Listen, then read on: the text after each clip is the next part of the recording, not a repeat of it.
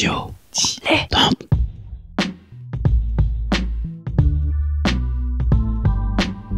Donc ce que vous proposez comme d'habitude, c'est de la poudre de perlimpin. La République, c'est moi. Et je ne me laisserai jamais entraîner par un opportuniste dans cette voie-là. Allez, rangez vos mines boudeuses. Rangez vos discours de rageux. Restons polis, le podcast qui explique calmement la politique. Bonjour à toutes et à tous et bienvenue dans Restons polis, le podcast qui, vous parle de politique loin de la petite réforme qu'on aura oubliée demain. Et aujourd'hui, ce sera plus précisément des politiques qu'on aura oubliées demain. Et comme tous les lundis, sur Apple Podcasts, Spotify, Deezer, etc., je suis en compagnie de mon camarade Nemo. Salut Nemo. Salut Adrien. Et effectivement, la personne dont on va parler, on n'est pas prêt de l'oublier. Et alors, pour commencer, c'est la tradition, petit extrait musical. Giscard, il est vraiment ancien, il était pote avec les Égyptiens. Giscard, c'est une antiquité, il a sa place dans un musée. Il a connu Michael Jackson quand il était encore blanc. Alors Nemo, qu'est-ce qu'on vient d'entendre ? Alors on vient d'entendre une chanson, sketch par l'artiste Ganesh 2, donc vous trouverez ça sur YouTube, qui était donc consacré à Giscard, Valéry Giscard d'Estaing, qui nous a quittés il y a dernièrement. Voilà, le mercredi 2 décembre, donc Valéry Giscard, j'imagine que vous en avez entendu parler, si vous nous écoutez, en tout cas au moment de la diffusion de ce podcast. On enregistre le 5 décembre 2020, donc le jour de ses obsèques, c'est vraiment tout frais. Hommage national le 9, si je me dis pas de bêtises. Voilà, effectivement, j'ai cru lire ça aussi ce matin. Alors, pour aller un peu au-delà de tout ce qui a été dit, en tout cas au moment de la diffusion de ce podcast, on commence par une question peut-être de fond, pour prendre un petit peu à revers tout ce qui a pu être dit. Qu'est-ce que n'était pas Valéry Giscard d'Estaing ? Valéry Giscard d'Estaing, c'était pas un citoyen ordinaire, déjà, parce qu'il a été président de la République et député, ministre des Finances. Enfin, voilà, c'est quelqu'un qui a vraiment eu accédé aux hautes fonctions. C'était pas non plus De Gaulle, c'était pas non plus Chaban-Delmas, c'était pas non plus Chirac. C'est quelqu'un qui s'est construit en opposition, peut-être pas en opposition, mais en tout cas en adversité par rapport à ces personnalités-là. Et alors, pour vous donner une idée, si vous ne connaissez pas forcément ces personnalités, alors c'était pas Charles de Gaulle, parce que certes, Valéry Giscard d'Estaing a eu une histoire militaire, il est entré dans l'armée, il a servi à l'armée française, mais c'était pas quelqu'un qui a gouverné comme le général de Gaulle, puisqu'il s'est mis même pour le coup en opposition aux méthodes de gouvernement, en tout cas au début de Gaulle, et que il avait même été congédié par De Gaulle à un moment donné en 66. C'était pas Chaban-Delmas parce qu'il s'est opposé à lui pour l'accession à la présidence, et c'était pas Jacques Chirac, puisque Jacques Chirac s'est construit dans l'opposition à Valéry Giscard d'Estaing, c'est-à-dire que là où Valéry Giscard d'Estaing représentait une sorte de conservatisme centriste pour l'époque, Jacques Chirac a tenté de faire une modernité à la droite française en faisant revivre le gaullisme. Comme quoi, l'histoire est un éternel recommencement, puisque Giscard, remercié par le général de Gaulle, va également se retrouver remercié en 81 à la suite de sa présidence, en partie et également parce qu'il n'était pas soutenu par les gaullistes, en tout cas le RPR à l'époque. Alors, c'était vraiment un concentré de la vie de Valéry Giscard d'Estaing. On va voir un petit peu plus en détail, forcément. Donc, comme tu l'as dit, c'est quelqu'un qui vient, d'une certaine bourgeoisie, d'une certaine noblesse. Je ne sais pas comment l'interpréter. Les deux, hein. Les deux, mon général, pour le coup. Et oui, c'est vrai qu'avec un nom pareil, Giscard d'Estaing, c'est quand même, ça dit à peu près l'origine sociale du monsieur. Quand tu t'appelles Destin, t'es quand même prédestiné, quoi. Ah, tout à fait. Donc c'est quelqu'un qui a fait qui a un parcours tout à fait classique en politique, en tout cas pour son époque, puisqu'il a fait vraiment l'ENA, il a fait les grandes écoles, il a fait un lycée aussi prestigieux, il a participé à la guerre, il a participé à la libération de Paris, il me semble. Et il a fait Polytechnique aussi. Il a fait Polytechnique, voilà, c'était ça. Et donc, qui a été ministre de l'économie et des finances sous De Gaulle, enfin, sous les gouvernements Pompidou 1 et 2 notamment, sous le président Pompidou aussi. Et à la mort donc du président Pompidou, c'est là qu'il gagne en 74. Et donc il gagne de justesse face à Mitterrand avec 50,81%. avec à peu près 420 000, je crois, de voix d'écart, donc vraiment pas grand-chose. C'est-à-dire qu'on s'inscrit dans une époque qu'on a du mal à imaginer aujourd'hui, mais parce que les tendances ont changé. Mais c'était une époque, c'était la fin des... On était dans les années 70, et donc c'est les valeurs de gauche qui progressaient énormément dans la société.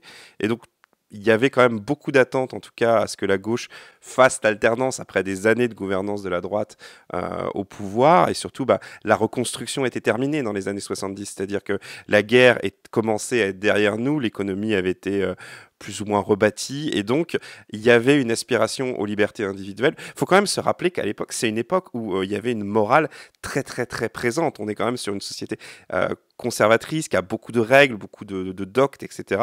Et que c'était un peu l'élection où on a beaucoup parlé de ça pour Macron, qui ont voulu faire exploser, les Français ont voulu faire exploser les règles traditionnelles. L'élection de Giscard, c'est un peu retardé un peu l'échéance, puisque il a utilisé beaucoup de com moderne, il a utilisé beaucoup de moderne pour l'époque, et du coup il a un peu grillé Mitterrand sur des secteurs idéologiques, ou en tout cas des avancées qui étaient attendues à gauche. Mais les idées de gauche progressaient, les idées progressistes progressaient justement beaucoup dans les esprits et dans les têtes, et l'élection de Giscard, donc le candidat de la droite, est un petit peu un caillou là-dedans, mais il a quand même été forcé par la société à évoluer avec elle, quoi. Alors, sur le candidat de la droite, j'irai peut-être pas jusque-là quand même, parce que Giscard se présentait comme un centriste. C'est plutôt vers la fin de la vie où il s'est vraiment... il a soutenu Sarkozy, Fillon, etc. Il se présentait comme un centriste. Il a toujours été à droite. Il a toujours été à droite. Quand, c'est pas lui faire injure que de... C'est un centre-droit. Non, mais c'est pas lui faire injure que de dire, lorsque justement, c'est même lui accorder une certaine cohérence, que de dire que quand il a été au ministère des Finances, il appliquait une politique libérale. Et du coup, il a suivi cette politique toute sa vie. Libérale économiquement, il l'a toujours été. Oui, mais c'est sur justement le côté social qui rééquilibre la balance et qui en a fait la figure centriste que l'on connaît aujourd'hui. Je dirais plus sociétal, en fait, que social. Sociétal, pardon. Effectivement, pardon. Tu as raison. Tu as raison de me corriger là-dessus. Oui, faut bien se rendre compte qu'on est à son élection en 74. La crise pétrolière, la première crise pétrolière est là. Donc c'est un peu compliqué. Et en même temps, on a aussi cette volonté de sortir du gaullisme. Comme tu as pu un peu l'indiquer précédemment, puisque... Ok, on a vu le général de Gaulle, évidemment. On a vu Pompidou, qui était ni plus ni moins que le ministre du général de Gaulle. Donc, ok, est-ce que la France est prête à passer à autre chose ? Et donc, c'est tombé sur Giscard, là où on sent que la France, peut-être, n'était pas prête au parti socialiste, au parti, en tout cas, de François Mitterrand. Aussi parce que... Et on était aussi en pleine guerre froide, il faut aussi avoir conscience de ça.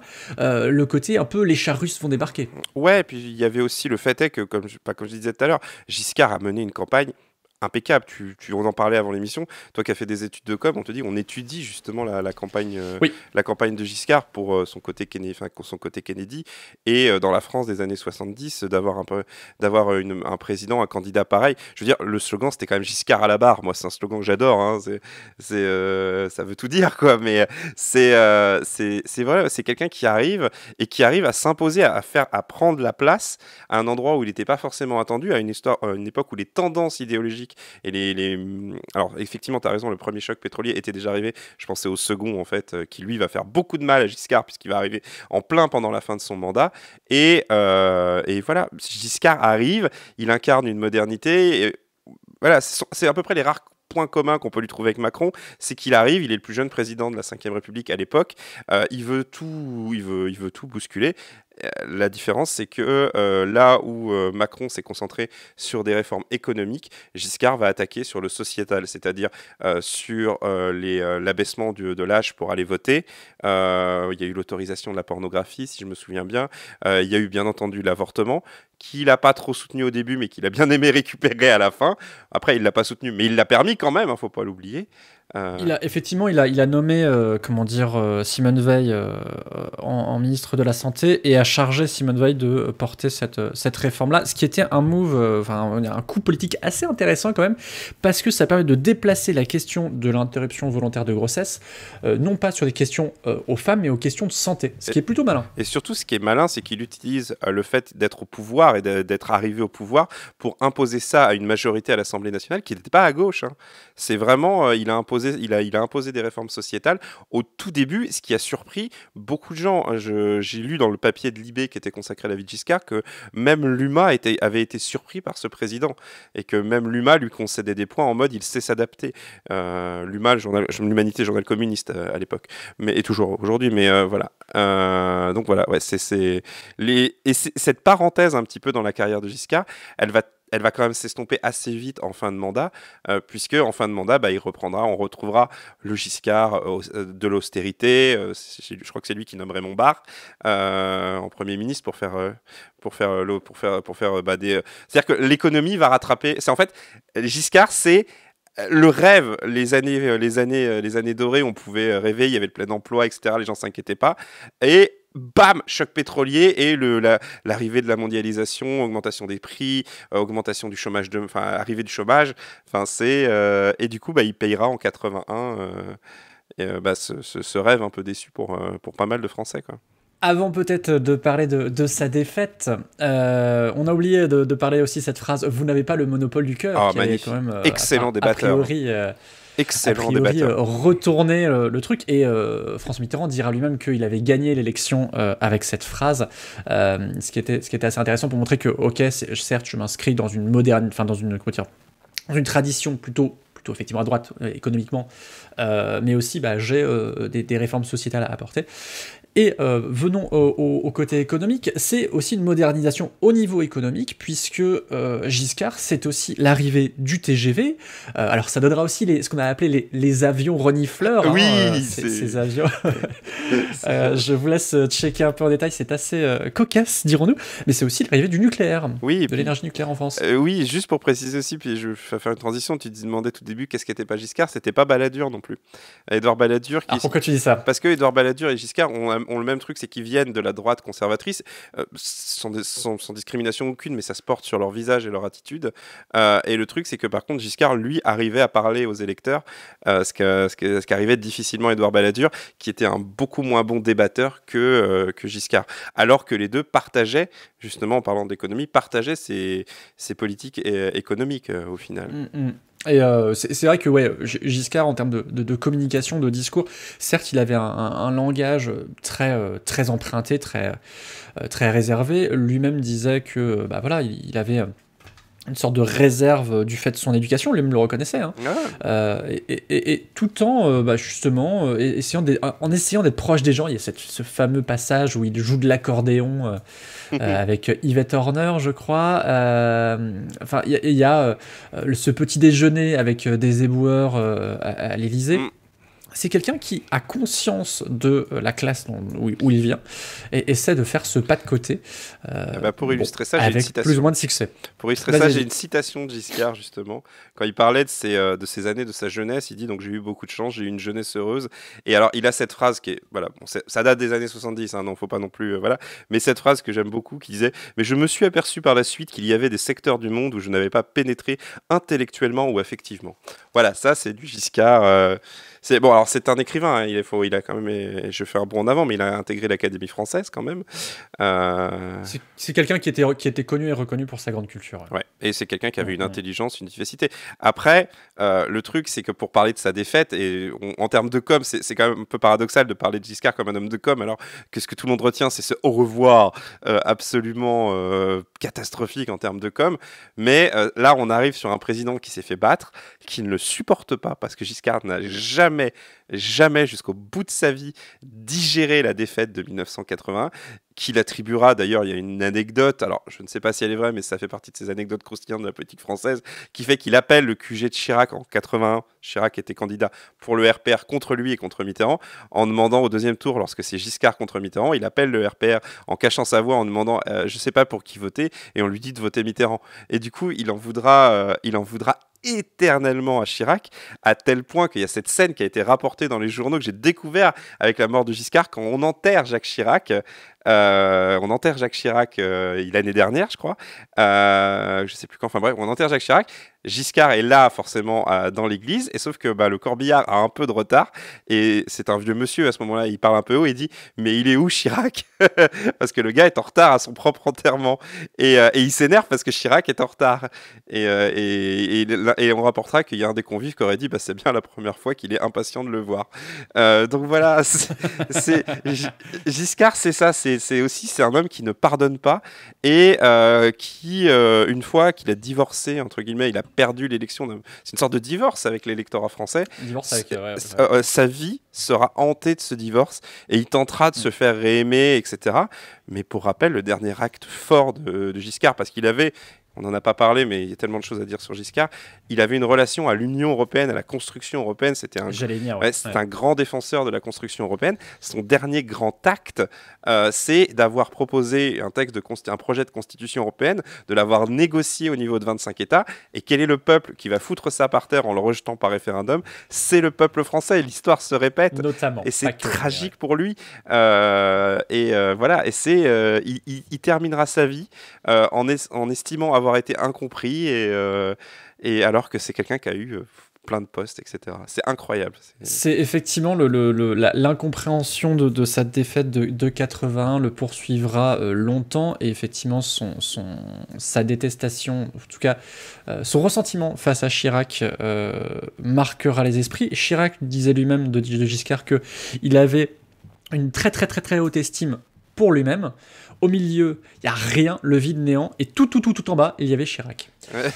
Chirac disait ça de Giscard. Après, Giscard était quelqu'un d'une arrogance assez folle. J'ai lu dans le papier de Libé, il y a des extraits de ses mémoires qui sont incroyables à lire. C'est-à-dire que c'est quelqu'un qui aurait été fier jusqu'au bout d'avoir fait Polytechnique. Hein. C'est un peu comme si moi j'ai eu 14 au bac. Fantastique. Non, mais voilà, c'est quelqu'un qui était d'une arrogance et d'une sûreté. Après, est-ce qu'il ne faut pas ce genre de caractère pour acquérir ce genre de fonction à l'époque? Mais c'est quelque chose dont il ne se départira jamais. Après, c'était quelqu'un qui était quand même d'une intelligence très reconnue, quoi. Vous pouvez regarder les extraits d'interviews de Jean-Louis Borloo, notamment, qui consultait Giscard, et qui expliquera que même à la fin de sa vie, lorsqu'on lui expliquait un problème, voilà, vous devriez faire ça, quoi. C'est quelqu'un qui a effectivement beaucoup aidé à la réconciliation franco-allemande. J'ai plus le nom de son meilleur copain. Là, Helmut Kohl. Helmut Kohl, tout à fait. T'es sûr que c'est... Je sais plus. Helmut Schmidt, madame. Oui, Helmut Schmidt, voilà, pardon, effectivement. Excusez-nous pour le petit imbragolo, dirons-nous. Bref, je voulais juste un peu nuancer le tableau de Valéry Giscard d'Estaing, parce que Brassens disait les morts sont toujours des braves types, et donc du coup, il faut quand même un petit peu nuancer le tableau qu'on fait de cet ancien président. Déjà, quelque chose qu'on peut difficilement le pardonner, en tout cas avec notre regard actuel en 2020, c'est le fait qu'il n'ait pas gracié des personnes comme Christian Ranouchi, Jérôme Carin et Hamida Djandoubi, j'espère que je n'écorche pas son nom, qui sont donc parmi les derniers condamnés à mort, et donc dont la peine a été exécutée. Ce que la gauche lui pardonnera pas, c'est de ne pas avoir aboli la peine de mort, tout simplement. Déjà, voilà, c'est vraiment le truc, et ce qui est hyper incompréhensible, parce que Valéry Giscard d'Estaing s'était prononcé plutôt contre, et il n'a pas fait cette réforme-là. Oui, mais il était d'après ses biographies, il était intimement pro-peine de mort. Hein. Il y croyait. Alors, mais comment ça se fait que publiquement il se prononce comme ça ? C'est compliqué à l'époque. Je sais pas. En gros, personne ne saura sonder le secret de son âme, mais voilà quoi. Il avait pas la conviction suffisamment forte pour imposer l'abolition de la peine de mort. D'accord. Et enfin, petite ombre au tableau, et malheureusement on ne saura aussi jamais le fin mot de l'histoire, ce sont les accusations d'agression sexuelle sur Anne-Catherine Stracke, journaliste allemande, qui en début de cette année 2020 accusait d'agression sexuelle Valéry Giscard d'Estaing. Et il y a d'autres affaires. Pardon ? Il y a d'autres affaires aussi. Et effectivement, il y aurait d'autres affaires. En tout cas, là, dans mes recherches, c'était quelque chose. Donc, c'est quand même à noter. Voilà. C'est un peu Pour noter, pendant son mandat, il y a quand même l'affaire Robert Boulin. Quoi, je la connais pas, celle-là. La mort d'un ministre dans des circonstances très bizarres. Il y a également les diamants de Bokassa comment oublier ça qui contribuera, qui a été révélé par le Canard enchaîné. Il y a également les avions renifleurs, t'en as parlé. Il y a pas mal d'affaires et de trucs qui traînent dans la présidence Giscard, mais la presse n'ayant pas les moyens. Voilà, c'est des affaires où on ne saura jamais le fin mot, en tout cas. Mais ces affaires existent et c'est clair que Giscard c'était pas un gentil, c'est clair. C'était un requin dans un monde de requins, mais voilà. Donc voilà, je vais vous mettre en description quelques articles vers ces différentes affaires, puisque ce serait beaucoup trop long de toutes les décrire. Moi j'ai fait le tour de ce que j'avais à dire sur Giscard d'Estaing. Je sais pas si toi tu voulais rajouter quelque chose, Nemo ? Oui, rappeler quand même que Giscard également a été un écrivain et que c'était un homme à femme, comme beaucoup de présidents français, et que oui, il a également une littérature, voilà. Tout simplement, c'est un écrivain. Il s'invente des romances avec Diana. Oui, alors moi, j'avoue que le côté vieil homme de 80 ans qui écrit des bleuettes, moi je trouve ça mignon. Mais bon, voilà. Je laisse les auditeurs et auditrices juger. Voilà. Merci beaucoup Nemo. On te retrouve notamment dans AGT, Canapé Game et Swing State, puisque podcast politique, ça intéressera sans doute nos amis qui On revient le 15 décembre. Ah! Et du coup, ça va intéresser nos amis fans de politique américaine. Moi, on me retrouve avec toi dans AGT là, très très très rapidement là, aussi, dans les semaines qui viennent. Non, c'est le 15 décembre, c'est AGT, pardon. Voilà. C'est le Swing State, c'est le 17. Ok.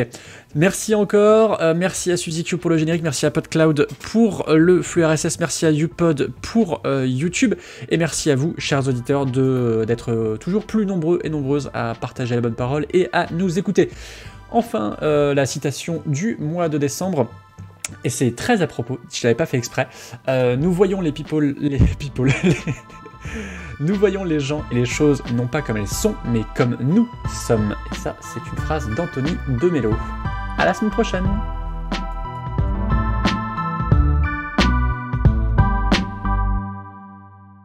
Pour soutenir ce podcast et l'association qui le porte, rendez-vous sur tipeee.com/studio-dilettante. Et je sais pourquoi tu as fait un lapsus. C'est parce qu'il y avait l'affaire des boat people sous Giscard. Ah, regardez.